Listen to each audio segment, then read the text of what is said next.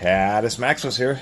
This time, it's just a little bit of a service for placing a power cord on this old school, I think a year 2000 or earlier, DeWalt DW890. They still sell this very model. They've been selling it for a quarter of a century. On these older DeWalt tools, you can kind of see this label's really messed up. But there's two numbers, and usually the first couple digits of the second number would be a year manufacture. In this case, 2000. This was back when they were still being made in the United States. This would be at the Hampstead, Maryland plant, not the Townsend or the Hunt Valley. Black & Decker had plants all over the place. Anyway, do have a name covered up in here after I scraped it off, and we do have a little kind of a verification of, I guess, a purchase date. This did not come from a Habitat for Humanity. It came from a local competitor, which I kind of call a hippie Habitat for Humanity. And it was $17, so I figured why not. These tools, they've gotten outrageously expensive, and the patents on these heads have all expired. If you know, looking at these 18 gauge sheet metal shears, they all use the very same design, it seems. There might be some nuanced differences, but it seems just about every one I've seen, all the heads and parts are totally interchangeable. So it's just a 3/8 drill, double reduction. So this would be, I don't know, this would be anywhere from a 1200 to 2500 RPM drill. That they just changed the spindle out to have a wobble bearing in it, and as it wobbles around, this little finger goes in and out, and is for doing thin gauge sheet metal work, sheet metal roofing, sheet metal siding. Stuff that you might use hand tim snips for is what these power tools are for. They do cut out a little strip so that they leave the material relatively flat. So, knowing how expensive they are, I mean, on Amazon, $185 for the Chinese made, or actually I think they're Mexican made when coming to DeWalt. Outrageously expensive. So, I actually do have a newer Type 2 version, which is, I think, the first of the Mexican made ones. And it's not a bad tool, a little bit more powerful motor, of course more modern ergonomics, but it's always neat to kind of pick up on these old American made ones. And old or new, 18 gauge sheet metal shears and 18 gauge sheet metal shear, they all do the same thing. So I couldn't pass it up, especially for how expensive they are. I already popped this open, and as much as this has been beat up and used and kicked around a factory floor, and this actually came from a local manufacturer, so they must have just been using it for, some kind of sheet metal paneling work. Looking at these brushes, initially I thought, oh, they must have replaced them because just the body is so beat up, but when I started really looking at the commutator there, it's really pretty nice condition. It isn't all worn in. And this is the case in many corded power tools. You have three situations. One that looks good and has low use. You have ones that look good, but they were taken care of, and I've certainly had that happen, where I've said, wow, that tool must, seems like it's had very low hours on it, and it turns out it was just taken care of. I've opened it up, and it's obvious it had gone through a couple sets of brushes, deeply worn motor. And then there are ones that are like this, pretty beat up. You assume they have a ton of hours on them, and then you open them up and you realize, no, that's just cosmetic, not hardware. So anyway, as in many power tools, I've run this in Bosch and many other manufacturers, well, they'll have provisions for a cord pinch, and then they just kind of decide, we'll just, the convolution is more than enough to hold the wire. There's this provision here to kind of pinch on the little wires themselves, and they just decide, we've got some kind of funkiness in there, that's all it needs, and so they don't put on the little extra cord clamps. So I'm going to see if I can find one of those and put it on, but I always think it's kind of a real cheap thing for manufacturers to do, is to go through all the effort of designing to have a dedicated cord clamps, and then say, we just don't need it, and save a tiny amount of money on a little plastic piece and 2 screws and the effort that it takes to actually fasten it down. Of course, the problem with a system like this is that it's relying directly on the wires rather than clamping on the cord sheath, and it's definitely not as robust.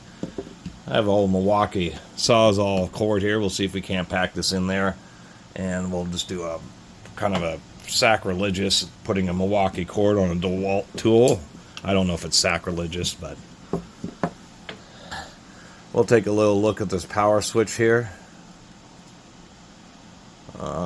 It is rated for 6 amps. It's not very heavily overrated considering this already has a 5 amp motor. So a little bit more of a cheaper area. You know, one of the failure points is, of course, overloaded triggers. And the more overrated they are, the more overload conditions and more heat that they can take. So I always kind of comment on that, and it's one way to kind of show how much the manufacturer really cares about the tool. This switch does have a nice little internal bellows, which I don't mind at all. Although in this situation, like in a drill, it's a fixed load, so if a bit gets jammed, you'll have a tough drilling job, you'll get a lot more overload and a lot more heat buildup than something in a sheet metal shear, which just needs to have enough power to be able to easily cut whatever it's cutting, but it's a relatively limited maximum load, so it isn't quite as much of a concern to have a, I guess we'll say, less than robust trigger switch here. Now getting these out is always a little funky because you actually have to depress the trigger, engage the trigger lock in order to actually get it to release. Or the first time years ago working on one of these, I couldn't figure it out. I tried prying on it and ended up just breaking the front of the switch off. Unfortunately, it's one of these darn switches where we have to deal with the little spring clips, and some switches have like little holes to help alleviate the little spring clips, and many of them you just have to get in there with a real sharp pick, try to figure out what side of the wire you need to be on, and it can be a little bit of a fuss trying to get in here and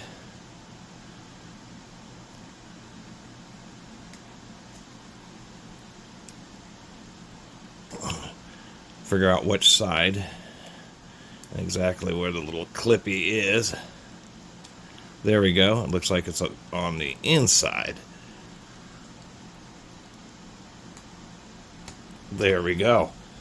And once you get it in, they actually have quite a bit of spring tension, so you have to figure out which side it is and then actually pry it a little bit. I like using these right angle O-ring picks, mainly because it seems that the straight ones aren't quite, maybe about the same, but this just seems it's a little easier with those. Anyway, we have a couple oddball fingers here. I'm not exactly sure what the intention with these are, but I got to cut them off. Maybe if I was more in frame here. So that's our little clippy.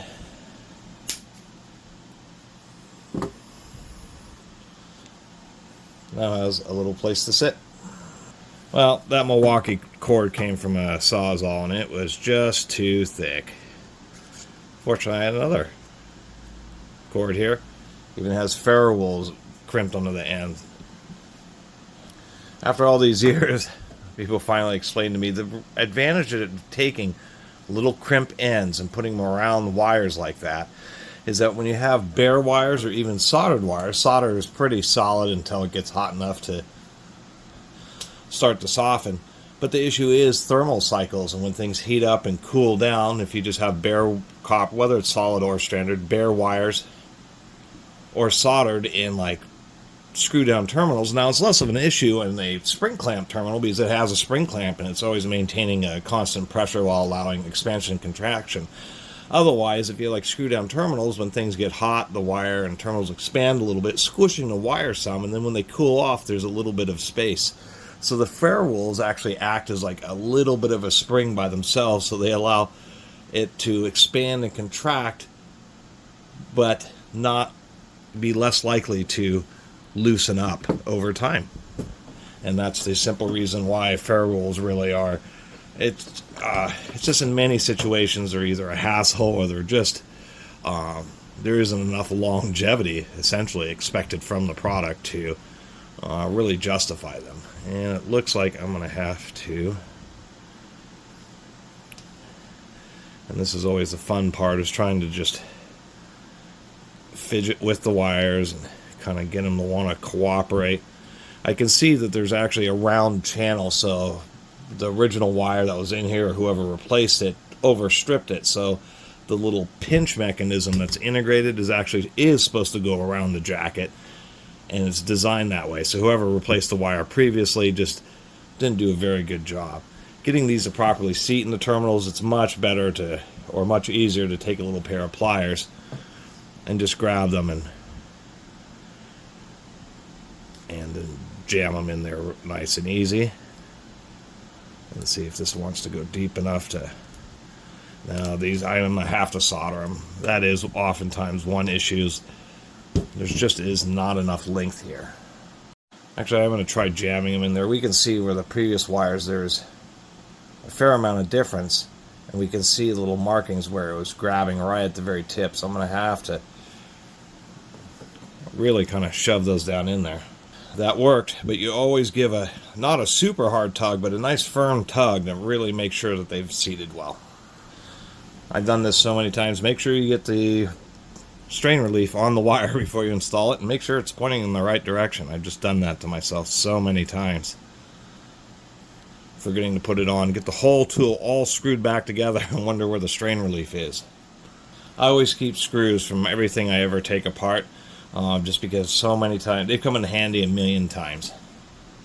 Really, it's kind of crazy. So I managed to find a couple of T20 screws to match the same T20s on the back cover, so it's easy to deal with in the future. Quick check to make sure it's all working okay.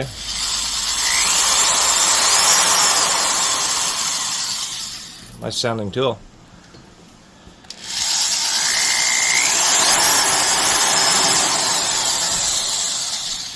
Actually sounds like the rear bearing's in good condition. On many power tools, the gearbox area, the motor bearings, and the bearings in the gearbox have a big reserve of grease and the oil that seeps out of the grease to keep them lubricated. It's always the isolated bearing, whether it's the back of the motor here, or like on rotary hammers, it's technically the front of the motor that has the dry or the isolated bearing. Those are the ones that go out the easiest. They make like when the balls are starting to skid and fail, it makes kind of like a chipmunk or chirping sound. It's a really unique sound. So anyway, the deal with these, they're actually pretty neat for cutting cardboard and stuff. Well, that's just the whole point of these things. Try to get it to open up. And then you can check the condition of the blades, because what ends up wearing is this little edge here. These are definitely used, but not too abused. So this edge wears, and the inner edge here wears. Now on these outer pieces, they can be swapped left to right so you can get new edges. And then on this piece, you just grind a little bit off the top, sharpen it up, so you can hand resharpen these, and I will end up making a little video about that. The only thing is, they need the material to have a degree of rigidity. If I try to cut something like a piece of leather, well, it'll kind of chew its way through something like leather, but materials, once again, that have just a little bit more stiffness is where these really shine, of course, like sheet metal. Opening up the gearbox, it was surprisingly dry. We can see that we do have a ball bearing here up at the spindle output, double reduction. This is an earlier DeWalt, so it's just straight cut gears on both stages. And we can see bronze oil-light bushings or sleeve bearings at the back of the spindle on both sides of the idler. And DeWalt and Black & Decker did that quite a bit. It really kind of depended on the tool. But on these earlier, and I've learned this on their drills, is they thought that was just fine, although in later years they started putting in needle bearings. So they always had ball bearings on both sides of the motor, because that was the fastest spinning, where it made the most difference, and at the highest load section right up here at the front, but use sleeve bearings on the rest. The gear is in excellent condition, which is what you would expect in something like this. So, it did have a seal in there. They just didn't really put very much grease in from the factory. And these kind of designs I kind of like, because you can put a fair amount of grease in this area, and if you have a little bit too much, it'll kind of push and work its way into this lower cavity. I'm surprised, but it is black grease, so at least it's expensive molybdenum disulfide grease. It just isn't very much of it. Do like this, these 2 points nest there, so it keeps this diaphragm really well aligned and nice and straight. And that, having a very well captured diaphragm and keeping it well aligned, means that this gear really sits tightly or really straight and true or perpendicular to the sleeve bearings that it sits in, so it's is able to seat and ride a bit more smoothly. There are many drills where the diaphragm is just on the back of the case. There just isn't anything to align it, so when you put it on, the gear case can be just a twist a little bit relative to the diaphragm. I've run into that on a lot of Makitas, and if it's allowed to twist, then like a little idler gear like this will start to move sideways a little bit, and instead of having the whole surface sitting on the oil light bearing, it's kind of cockeyed in there, causing concentrations of loads, causing it to unevenly wear and fail prematurely. Here we go, plenty of extra grease, and that is not too much grease. I've had a lot of earlier on, and I didn't mention it much, but people give me a lot of comments about too much grease until I really started tearing down a lot of Milwaukee tools and showing how much grease manufacturers used to put into their tools. But once again, to save a few pennies on here and a little bit of weight there, they just really kind of, I have this on backwards, they really just started chinsing on the lubrication, and it's always kind of been a bit of a disappointment. I see this gasket's just distorted, but in this situation, once again, it's great. The excess grease will just work its way down into this area. And there we have it, fixing up an old DeWalt DW890, which they still make today. So that would probably make it 30 years, almost a third of a century they've been making the very same tool, albeit with more updated body designs.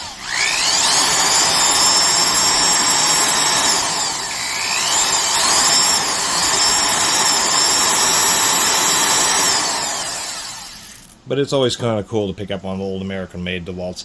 I'll admit, this wide grip here is just not as comfortable as the more modern units. And in case you're wondering, yep, every once in a while you'll want to drop some lube it'll be right into here to lube this.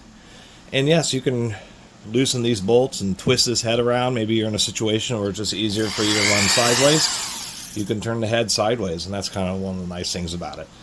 And like making videos, bringing new life in the old tools, and especially ones like this, considering that the regular price on Amazon is $185. It's just, that's a lot of money for a small tool like this. So $17 and a little bit of time and a power cord, and I just saved a huge amount of money.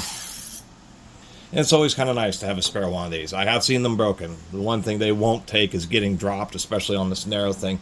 You drop it, it'll bend this, break this, kind of push these together. I've seen a couple of these where the heads have basically been ruined from getting dropped. So it's always kind of nice to have a spare. Anyway, thanks for watching.